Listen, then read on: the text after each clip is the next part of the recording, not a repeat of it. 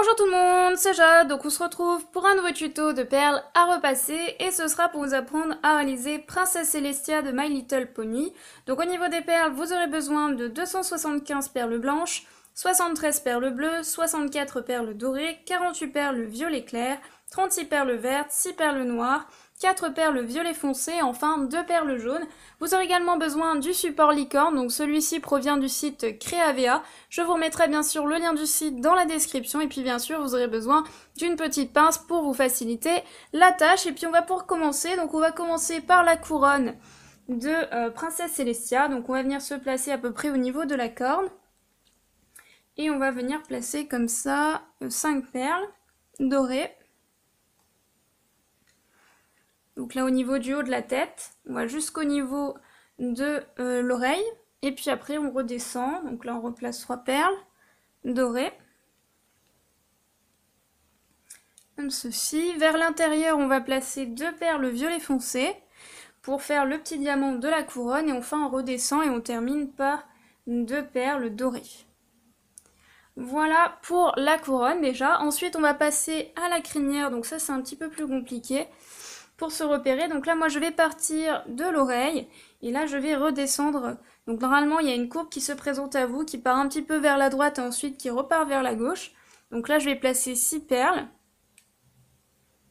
comme ceci et ensuite je vais faire la même chose à côté. Donc là je vais refaire une rangée mais là cette fois-ci d'environ 17 perles. Et bien sûr, je recourbe un petit peu là au bout de la pointe, c'est plus joli. Alors après, on va continuer, on va réaliser le collier. Ça nous permettra d'avoir un petit repère à gauche. Donc là, au niveau du collier, je viens... donc là, vous avez le cou. Juste en dessous, on va réaliser le collier doré avec toujours le petit brillant violet foncé. Donc là, je place 3 perles dorées. Ensuite, je redescends, j'en place une. Puis j'en place 2 comme ceci. Puis enfin une dernière perle dorée et là je vais venir placer 2 perles violet foncé, toujours pour le diamant qu'on retrouve sur la couronne et sur le collier donc. Ensuite on repart sur la crinière, donc là moi j'ai pris du violet. Alors après tout dépend de la photo que vous avez de Princesse Celestia. J'ai remarqué que la couleur de la crinière peut varier au niveau du placement on va dire des couleurs. Donc des fois ça peut être bleu, violet, bleu, vert, ça peut commencer par du vert et du bleu donc... à vous de voir par rapport à l'image que vous avez de Princesse Celestia. Moi j'en ai pris une, voilà, ici c'était bleu, violet, bleu et vert. Donc là je redescends, je vais refaire une mèche comme ceci d'environ 16 perles. Toujours à la fin de la mèche, hein, je rebique, c'est plus clair comme ça. Ensuite je repars toujours d'en haut, donc là je vais refaire une deuxième mèche d'environ 14 perles. Alors autant pour moi je suis allée un peu trop vite, en fait ici c'est 10 perles, donc ça vous fait arrêter sur avant les 4 dernières de la précédente. Donc on passe à la suivante et la suivante ça va être bleu et ça va être partagé en fait. Donc là on va redescendre comme ceci et après je rajouterai quelques perles supplémentaires, donc là ça fera à peu près 14 perles bleues.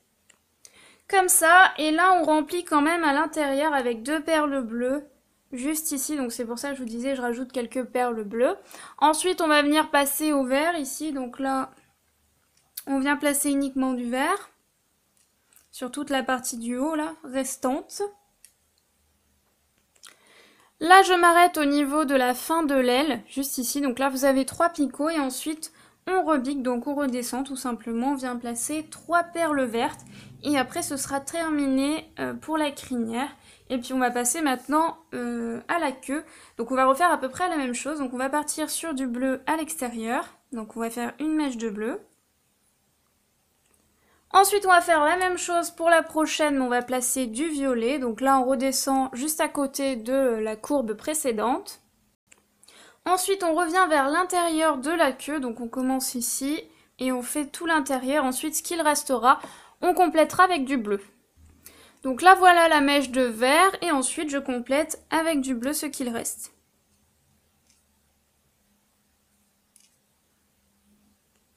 Ensuite je vais venir réaliser le petit soleil qui se trouve au niveau de l'arrière-train. Donc là si je prends la courbe bleue, je compte 2 picots. Ensuite je viens réaliser pas vraiment un cercle, plutôt un ovale.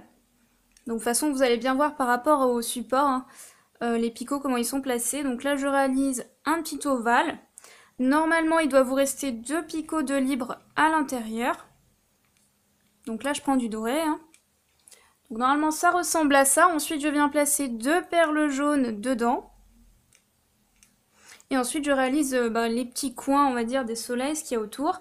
Donc là, je me place par rapport à ma courbe violette. Je laisse un picot de libre et je reviens placer une perle dorée ici. Et ensuite, j'alterne. Donc là, je laisse un picot de libre, je replace une perle dorée. Un picot de libre, je place une perle dorée. Et ainsi de suite, comme ça, hein. Bon, et là, ça marche pas vraiment parce que ça dépend de l'orientation des picots. Donc là, en fait, j'ai collé, en fait. Donc là, j'ai pas laissé de picot de libre. Excusez-moi, je me suis trompée. Et ensuite, à chaque fois, je laisse un picot de libre entre chaque. Donc voilà, là, c'est juste à ce niveau-là que c'est un peu collé, c'est un peu proche. Donc j'ai fait au mieux pour que ça ressemble à un soleil. Et ensuite, on va terminer tout simplement par les sabots qui sont également jaunes, on va dire très clairs. Mais moi, je les ai fait dorés. Donc je vais placer comme ça 3 perles dorées en bas du sabot. Ensuite, je vais remonter et je vais en placer 2. En partant de gauche, hein, toujours. Donc 2 perles dorées. Toujours en partant de gauche, je vais replacer 2 perles dorées. Comme ceci. Et ensuite, je vais terminer par une perle dorée. Donc ça doit faire une sorte de triangle. Donc du côté droit, ça doit être plus... Enfin vide quoi, voilà. Je vais y arriver. Et du coup, à chaque fois, je fais la même chose. Donc là, je vais replacer 3 perles dorées. On va dire que ça ressemble un peu à un triangle. Pas tout à fait, mais voilà. Pour que ce soit plus élégant au niveau des sabots. Donc là, je place 2 perles dorées. Ensuite, à l'étage suivant, je place 2 perles dorées. Et enfin, je place une perle dorée. Donc si vous voulez que ça soit plus triangulaire, vous retirez juste cette perle-là et cette perle-là. C'est comme vous voulez, c'est à vous de voir ce que vous préférez. Moi, j'avais fait comme ça au début, je trouvais que c'était plus élégant. D'ailleurs, je vais peut-être le refaire. Mais sinon, vous pouvez faire comme je vous l'ai dit également. En fonction de... vous pouvez vous repérer par rapport à une image. Moi, je trouvais qu'au départ, comme j'avais fait comme ça, là, je place 3 perles dorées, puis 2 perles dorées, puis une et encore une. Je trouvais que c'était plus élégant au niveau de la pointe des sabots, mais à vous de voir. Et du coup, je fais ça encore une 4e fois. Voilà, et maintenant il ne reste plus qu'à venir tracer le petit œil. Alors moi j'ai fait ça un peu au feeling, hein, tout dépend également de comment vous voulez réaliser l'œil. Donc là moi je me repère par rapport à ma couronne.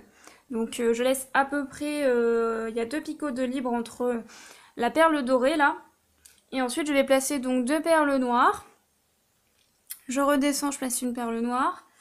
Encore une perle noire et là je remonte un peu. Et là je vais terminer comme une droite en fait. Comme ça.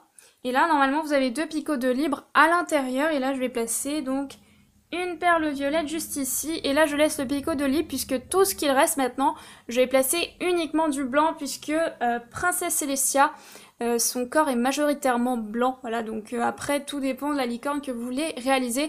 On peut réaliser plein d'autres licornes et d'ailleurs, j'en ferai d'autres. Donc maintenant, on va remplir tout ce qui reste de blanc. Voilà, j'ai terminé, donc j'ai tout rempli. Alors juste à ce niveau-là, au niveau du museau, moi j'ai raccourci parce que je trouvais que c'était trop long et ça ressemblait pas vraiment au personnage, mais après je sais pas trop si ça va marcher. Donc je voulais vous montrer, j'ai un tout petit peu raccourci ici.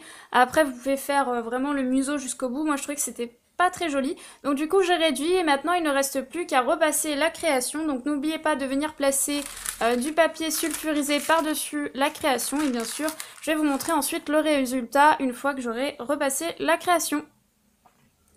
Et voilà ce que ça donne hein, une fois la création repassée. Donc moi je trouve que c'est assez réussi. Je sais pas ce que vous en pensez. Vous me donnerez un petit peu votre avis en commentaire. Donc après il faut pas se le cacher.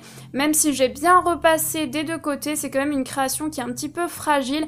Puisque les pattes c'est un petit peu fin et tout ça. Donc faut avouer que sur certaines parties, il y a quelques fragilités. Mais après si vous repassez bien des deux côtés, ça va. Après c'est sûr... Vous pouvez éventuellement le monter en collier, l'accrocher, le suspendre ou même le mettre sur le mur. Je trouve que c'est assez sympa. Alors après, je voulais vous parler un petit peu du support là, de ce support. Donc ça, c'est de la marque Ama, hein, il n'y a pas de surprise là-dessus. Alors par contre, je voulais en parler parce qu'on m'a souvent dit, oui, les supports blancs et tout, ça crame quand on passe le fer à repasser. Alors moi, personnellement, j'ai pas eu de soucis pour cette fois-là, hein. Pour l'instant, j'ai pas de problème avec le support, mais je voulais quand même vous parler de moi, ce que je fais quand je repasse la créa. Puisque je ne tourne pas cette séquence là parce que c'est trop compliqué pour moi. Donc je le fais à côté, mais honnêtement ce que je fais c'est que je repasse un tout petit peu avec le papier sulfurisé dessus. Dès que je peux le décoller, je le décolle, après je le mets à plat. Donc je ne retire surtout pas la créa du papier sulfurisé, je reprends une autre partie de papier sulfurisé que je mets de l'autre côté. Du coup ça fait un sandwich et ça me permet de repasser au-dessus et en dessous et j'ai aucun problème.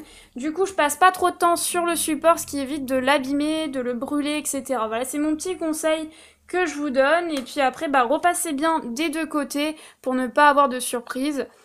Quitte à ce qu'un côté soit un peu plus repassé qu'un autre. Bon, moi, je me suis débrouillée pour que ça soit à peu près pareil cette fois-ci. Mais voilà. Bah voilà, j'ai terminé pour ce tuto. J'espère vraiment que ça vous a plu pour cette petite licorne. Je pense en refaire, alors après je ne pense pas les repasser à chaque fois, hein, comme d'habitude, vous connaissez le principe avec moi. Je ne les repasse pas pour conserver les perles, mais néanmoins je referai des tutos de licornes de différentes couleurs, si vous en avez envie bien sûr.